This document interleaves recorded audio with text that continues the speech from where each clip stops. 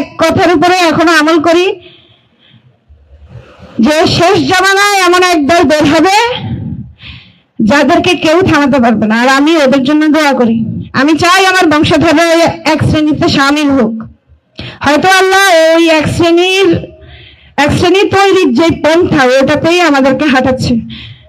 সবাই নিজের জায়গা থেকে ভদ্র হতে হবে, ইমানদার হতে হবে।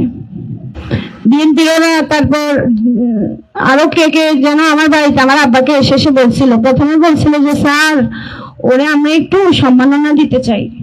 আমি আব্বার মতো থাকতে টাইপ মানুষ, আব্বা দৌড়ানি দিচ্ছে, শেষে আমারে ধরছে। পরে আমি বললাম যে আপনি এ কথাই একবার বলে ফেলছেন, আর বললেন না। ও মা, এর এক সপ্তাহ চাইতে না চাইতে এরা আমার বিরুদ্ধে আন্দোলন শুরু করে দিচ্ছে এলাকায়। এ হচ্ছে বাংলাদেশের অবস্থা।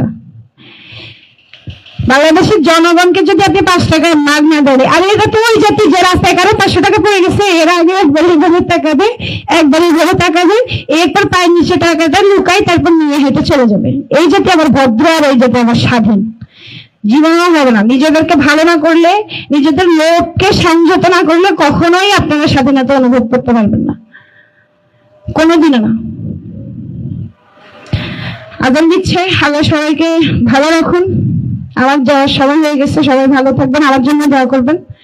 আমার প্রত্যাশা হচ্ছে এমন কেউ সরকার গঠন করবে যে বাংলাদেশের আপামর জনগণের হয়ে কথা বলবে, আমাদের জন্য কাজ করবে।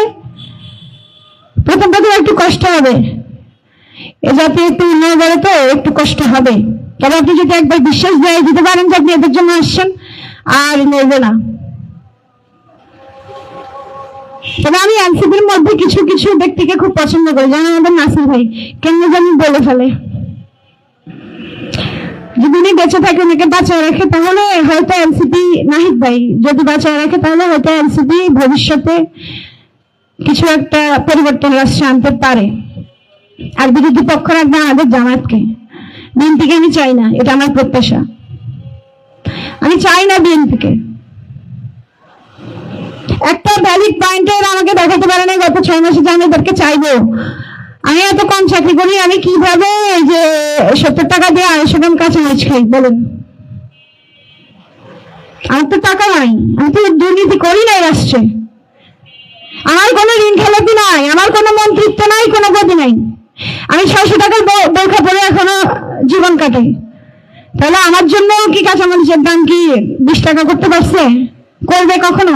ফ্যামিলি কার্ড দিচ্ছেন, কালকে দিচ্ছেন আপনার দলের নেতা কর্মীকে।